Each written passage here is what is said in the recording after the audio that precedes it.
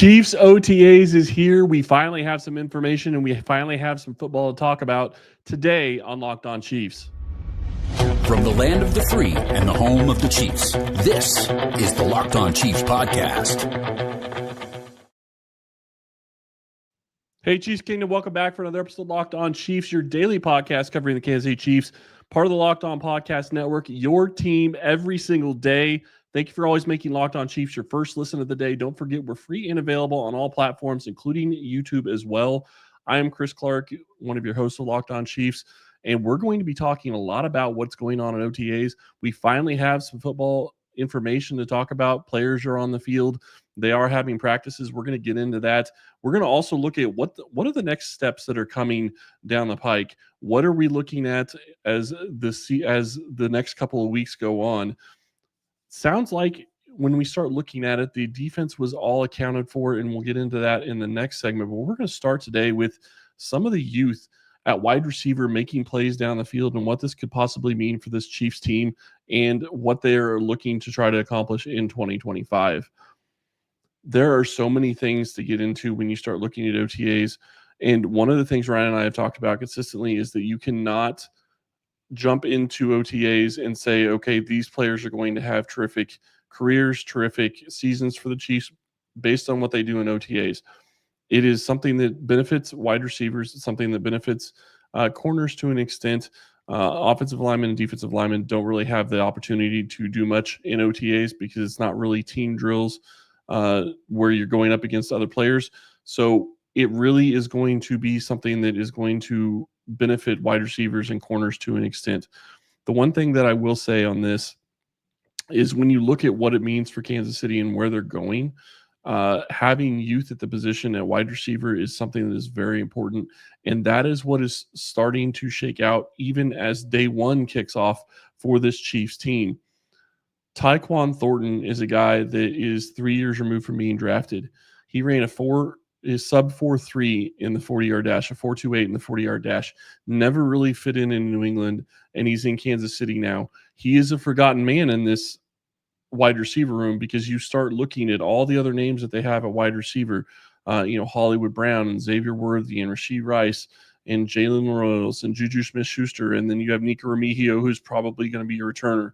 Tyquan Thornton is a guy that they got last year that they brought back under a contract, and he is going to be here. He's going to be competing for a spot on this roster, and with his speed, it's going to be definitely something to watch. He caught a couple of deep passes, and there's actually video of one on Chiefs.com from Patrick Mahomes catching him down the sideline and hitting him on a deep ball.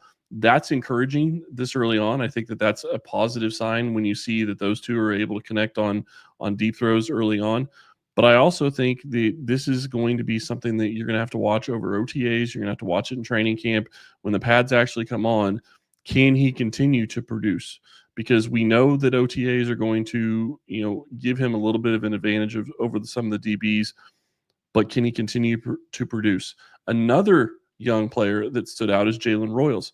He also had some deep catches down the field, some for Patrick Mahomes and some from others, but this is also something to be excited about because you sit here and you look at the guys that played last year and the wide receivers they had, and what they struggled with the most was downfield passing.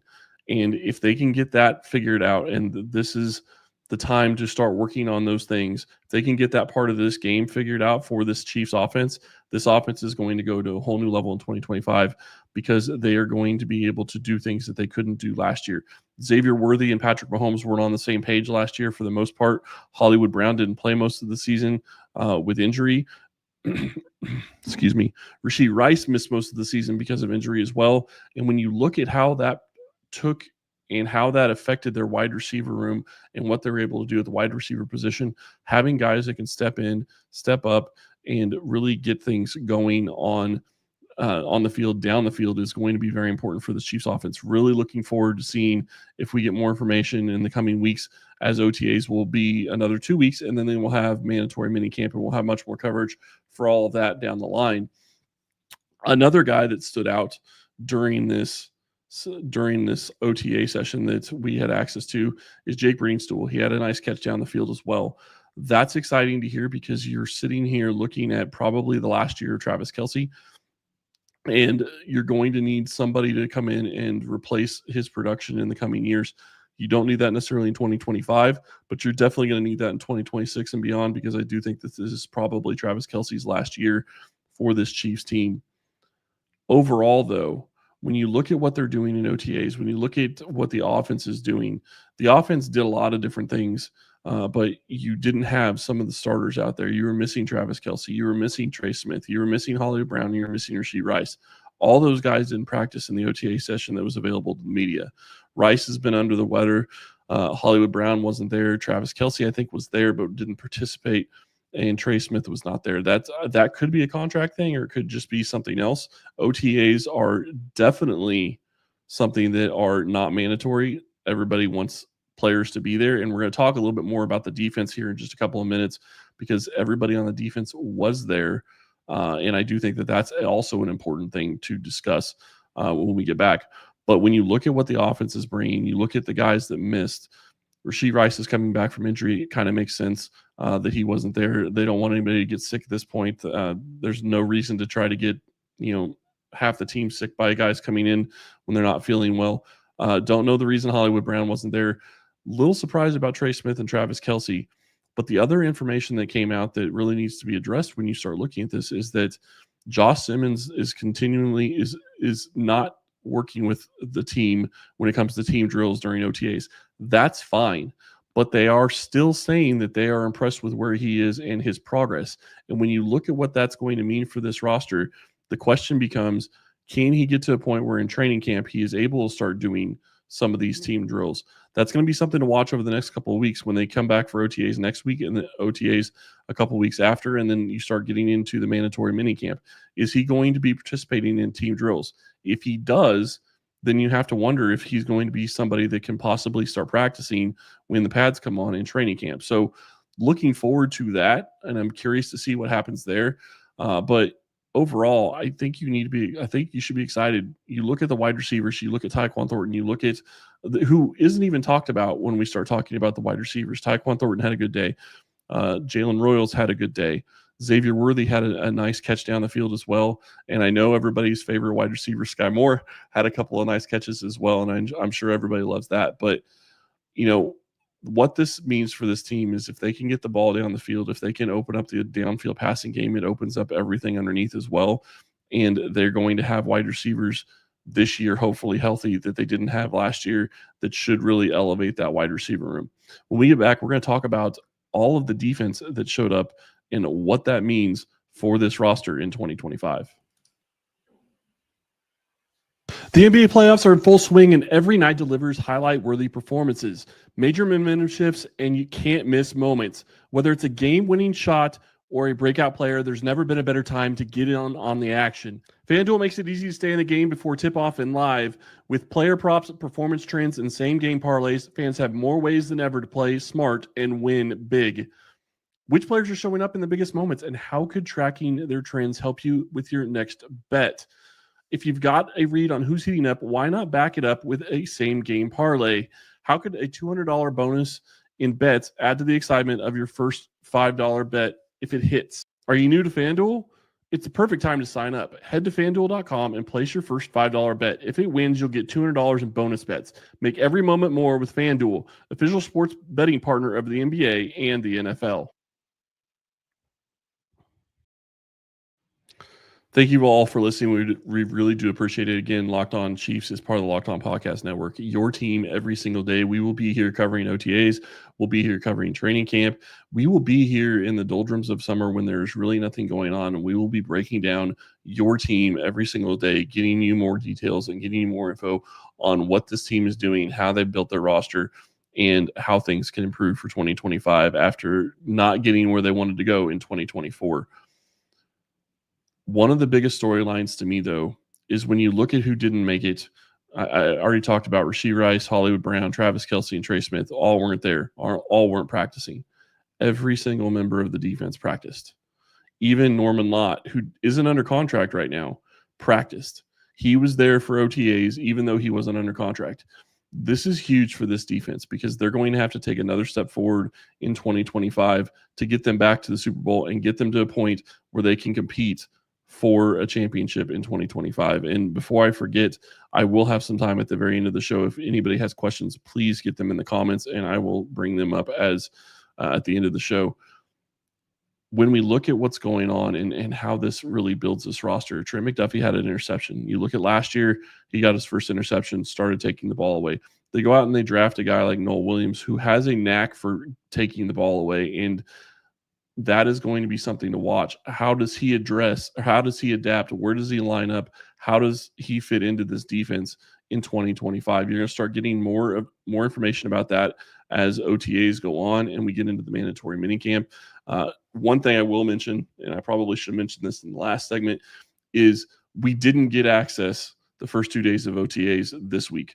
We won't get access all the days next week or the third week either, but we will get full access on in 1 day next week, 1 day in the third week of OTAs, and all of mandatory minicamp. So there will be much more information coming out. But that's something to consider as well. There's a lot of practices, a lot of OTA time that is going on where the media is not allowed to see. So very limited information will be coming from that. But you look at the defense, you look at where they are right now. You look at one of the biggest things, and one of the things that I really am going to be curious about, who's the rookie that stands out, or who is it that Steve Spagnuolo is working with? Sounds like Spagnuolo spent a lot of time with Tramari Connor. Now, he's not a rookie, but he could have a much bigger role in 2025 with Kansas City. So that's going to be something to watch. How does he fit in? What do they do with him this year? You look at some of the other guys. Cam Jones stepped in and had an interception. We've talked about the linebacker position. Those first three positions are set. You have your starters there. Cam Jones is a guy that's been mostly special teams over his career in Kansas City. How does that affect? What is his role going to be in Kansas City this year? Is he potentially going to lose his job because Kansas City just went out and signed or just drafted a linebacker that could come in and play special teams and give them somebody that can defend against the pass very well? So you have to wonder, how's he feeling about this? How's he going to fit in with this defense and how things are going to go? It's exciting to see the entire defense showing up, because when you start looking at how Kansas City has been successful over the last several years, yes, the offense has been great. Yes, they've had Patrick Mahomes. He can make plays that no other QB can. But one of the biggest things that has been part of their success is their defense is able to get stops and be successful. And one of the things that they're going to have to do this year, and they have to get better at, is they have to get after the passer a little bit better. But they also have to take the ball away from the offense. That is one of the biggest keys. If they want to improve on defense, they need more takeaways. They need to give the Chiefs short fields. They need to give the Chiefs more chances to score, or they need to just take the ball away and score themselves. Any way that you do that is going to be in a good situation for this Chiefs team and this Chiefs offense. But you have huge years coming for Trent McDuffie. You have huge years coming for a guy like George Karlaftis, guys that are going into their fourth year, and they have their fifth year options already picked up. So they'll be here 2 more years. But you have even bigger years for a guy like Najee Johnson, who had a pass breakup during OTAs. You have a big year for Josh Williams. You have a big year for Jalen Watson. All those guys are on the last years of their contract. Leo Chenal is in that same boat as well as Brian Cook. You have all of those guys that are going to be free agents as of right now in 2026. That's concerning for multiple different reasons, because that is so much of your defense that you're talking about. You have 3 different corners, you have a linebacker, you have a safety, all of them in a position where they could be gone in 2026 and you'd be having to replace all of them. I do think they get deals done with probably Chenal, and maybe they get a deal done with one of the corners that's not Trent McDuffie. I do think that they're working on a deal with Trent McDuffie as well, but obviously that is going to be much more expensive than some of these other guys that we're talking about. This defense will definitely need to take a step ahead in 2025. They need to get to the point where they can continue to get stops like they have in the past, but they also need to be getting after the passer and taking the ball away. If they can get to a point, and I will say this, looking back at the Super Bowl, it was very discouraging to see the score. And if you were just watching the score, you don't feel great about that game, and I get it. But at the same time, one of the things that Philadelphia did so well was they continued to give their offense the ball most of the time, most of the game. The Chiefs offense wasn't consistent. They got too many 3-and-outs. I track all the QB plays. I track all the plays and all the third downs that the Chiefs had. They did not have very good success on third down in the Super Bowl, and that cost them huge. And I know I'm talking defense, but the reason that affects defense is because when you go 3-and-out on a consistent basis and you do it 2 or 3 drives in a row, your defense is going to get worn out, and they're not going to be able to get the stops that they've been getting before because they're not getting the rest, and they can't rotate as well and be as successful. So this defense is going to be better. I do think that in 2025, especially with the addition of Christian Fulton, I do think that's going to be a key addition. He's going to step in at that second corner spot and really help shut down the passing game a little bit, which actually really should help the pass rush as well. So overall, when you look at this, the entire defense being there is a great sign for what Kansas City is trying to build in 2025. Spagnuolo taking Jamari Conner under his wing a little bit more could mean that Conner's role is going to be different and even bigger than it was in 2024, which is interesting because I didn't expect that. I expected Conner isn't going to be playing the nickel position, and I don't know that we know whether or not he's going to be playing there or if they're going to be moving him back more to a safety or robber role. We will see where they have him. But if he plays a bigger role in 2025, that is a good situation for Kansas City. He's been very successful taking the ball away. He can read and he can hit very well. I do think that you're going to have a very young secondary. You're going to have Jaden Hicks probably as one of your starters. You're going to have Brian Cook as your other starter. And Shamari Conner is going to be your third safety. And you're going to have a very young unit that is going to be attacking and getting after the ball and getting after all the wide receivers on the field. So that's going to be exciting to see. I'm looking forward to seeing the second year of Jaden Hicks, what he's able to do, because what we saw in year one was exciting to see him on the field, see his reaction, see his ability to hit and close. That is all something that I'm looking forward to seeing this season. The big questions and the ones that we're not going to really get answers to in OTAs are the biggest questions that you have on defense right now. Who's going to step up and who's going to be the guy next to Chris Jones? You can get an idea as to who's lining up next to Chris Jones in OTAs, but it's not really going to tell you anything because they don't have pads on.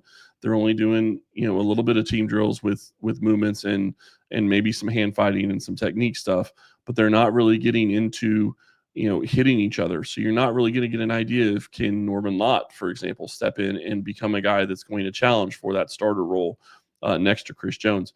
But that's going to be the biggest question, and we're going to be having to wait to training camp to get an idea.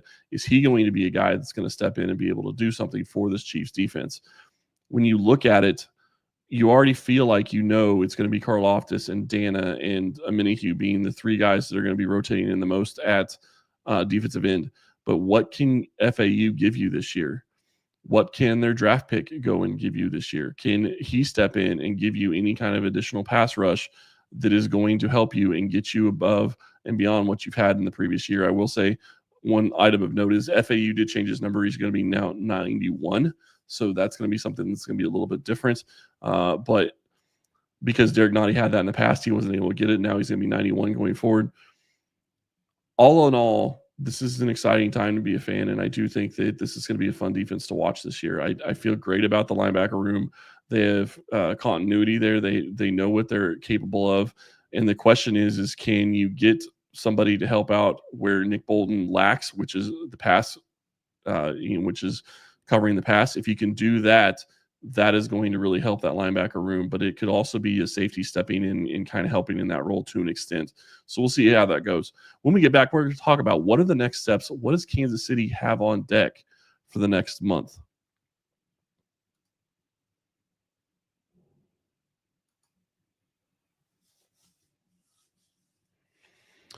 All right. So OTA's week 1 is over. That was Tuesday through Thursday. What do they have going on? What do the Chiefs have coming up for the next month? Right now, as it stands, they have OTAs that start on Monday and will run through Wednesday. And you will get more information. Media has availability on Wednesday next week to get more information to you. But we're going to be talking about OTAs, and we're going to talk about a little bit more about what we talked about, what we saw, and what is being reported from OTAs from the first time. We'll talk about that a little bit more next week. But they're going to have OTAs again next week. And then they're also going to have another set of OTAs, which will be coming up on June 10th through the 13th, which is a Tuesday through a Friday. They will have 4 days of OTAs that week, and media will be available on Thursday. So we'll have a lot more information on that Thursday, June 12th. And then that is going to lead them into a scenario where they have their mandatory minicamp, which is the week after that, the 17th through the 19th. Everybody is going to be there for the mandatory minicamp. All the roster is required to be there. It is mandatory. You'll see the players that have been injured. You'll see whether or not they're able to actually go and practice. And you'll see, the guys that weren't there this time. Trey Smith will be there. He's under contract because he signed his franchise tag. Travis Kelce will be there. And as long as they're not sick, Rashee Rice will be there, and we'll see what is going on with Hollywood Brown. Hopefully Hollywood Brown is back this coming week in OTAs to give them a little bit more, to give him some more time with Patrick Mahomes and to work into getting that chemistry there that they need for this season. Overall, that's really what we got going on for the next couple of weeks. The Chiefs are going to be in OTAs in the next 2 weeks, and then the week after that's mandatory minicamp, and then they're going to take a big break, and they're going to go away for a while, and then they're going to get back for training camp, and we're going to have all of it covered here on Locked On Chiefs. This is the time over the next couple of weeks that you'll start getting a little bit more information. You'll see what guys are kind of running in what units, get an idea for where the team feels like they are right now. One of the other notes that I didn't mention earlier, I should have, Kingsley Suamataia is the guy that was running with as left guard 1, so that's something to watch there. But he is in a competition with Mike Caliendo. I do think he's probably Suamataia has got the edge there. So that's going to be something to watch, especially when we get to a point where they can actually start hitting, but that's not going to be till training camp. When you look at this and you look at this roster and you look at how things are set up right now, you are in a position where you have some salary cap space. We talked about on yesterday's show, on Thursday's show, the Trey Smith situation. What's that going to mean for this roster? What's that going to mean for this team? And how is it going to be something that is going to affect this team this year and going forward? And the biggest question when it comes to Trey Smith is, if they don't get a deal done, what do they do this year? Because they're going to have to make some adjustments to probably free up a little bit of cap space. But the other side of that is a question of, if they do get a deal done with Trey Smith, what are they going to do this year? Because they have the ability, if they lower his number from like $23.4 million this year to say $8 to $10 million, that frees up $14 million of cap space. What are you going to do with that? Are you going to go out and try to bring in somebody else that can maybe you can find another defensive tackle out there that is, looking at the wrong side of the roster for wherever he is, and maybe you can bring him in for, $4 or $5 million. You have the space to do that if you're able to get a deal done with Trey Smith. So that's going to be the biggest question, is can they get that deal done? But then you also look at that money, and the question becomes, okay, you get Trey Smith done. Let's say that gets done. They get it down to, it's $10 million this year for Trey Smith as opposed to 23.4. So you have almost $14 million extra space. Can you take some of that $14 million and can you give it to Trey McDuffie and get him signed? Get him signed for the next, 5 years, get him a 5-year or 4 or 5 year contract extension on top of what he's already got, which is 2 years left on his current deal. If you can do that, you're in great shape, because that gets you your cornerstone, your youngest cornerstone on the roster. I think he is that guy on the roster for the next, basically 6 years under the numbers that and you can build your roster around that. So that's really what we're looking for here, is in the coming weeks, you're going to have OTAs. You're going to have mandatory minicamp, but you're also going to have pockets of time where they're going to be negotiating. The question is when does Trey Smith's deal get done? I do think it gets done before training camp. I would be really surprised if it doesn't, just because they've got to be close to at least having an idea as to what his camp wants and what the Chiefs are willing to give him. So I would imagine that they should have a deal done with him at some point before training camp. And that's exactly when you want it done, because at that point, if you can get it done before training camp, it gives you time to work on a deal with Trent McDuffie. I mean, you can be working on contracts and getting an idea of what he thinks he should be getting, and look at what the other corners in his same class are getting. I think that's really what it comes down to. What's Sauce Gardner going to get? That's one of the biggest questions I think that's out there remaining, and could be a key piece into what Trent McDuffie gets. So you look at all of this, and it's all going to play out over the next couple of months. Chiefs are going to have OTAs. They're going to have a mandatory minicamp. Maybe they'll get a deal done with Trey Smith. Maybe they can get a deal with George Karlaftis. Maybe they can get a deal done with Trent McDuffie, Leo Chanel, those types of guys. And then you'll find out, do they have the same interest in some of the other players that we've already kind of talked about in a Joshua Williams or a Jalen Watson or a Brian Cook? or Najee Johnson? Do they want to bring any of those guys back? Because look at what happened last year. Right before the season started, Noah Gray got a contract extension. That's what's going to happen with some of these guys if they want them back, is they're going to try to get a deal done before the season starts and get them under contract so they know what their cost is going to be and they can get it going for the roster in 2026 and beyond. This is an exciting time to be a fan. I know that there's not a ton going on right now. We will have you all covered when it comes to OTAs in the next couple of weeks in mandatory minicamp. And then Ryan and I, one of the best times that I ever have is starting to talk about looking forward and looking at the specific matchups that they're going to have, looking at the calendar, looking at the schedule and saying, okay, what do we think that they're going to be once the season is over? I know that's quite a long ways away, but that's one of my favorite shows. But then we're also going to get into looking at all the different position groups. We're going to have you covered from the QBs all the way down to the corners, and maybe even talk a little bit about special teams, talk about the returners, talk about the fact that they brought in an extra punter this year. We're going to have everything covered for you on Locked On Chiefs. Be sure to watch, be sure to subscribe, and let us know in the questions. Let us know in the comments if you have any questions or anything you want us to talk about, because this is going to be a fun off season. There's going to be a ton to talk about when we start getting into the roster projections, who we think could make the roster, who we think that we need to really be watching and pay attention to once we get to training camp. That's going to be a lot of fun in the conversation. Thank you all for listening today, and we will be back to talk to you on Monday.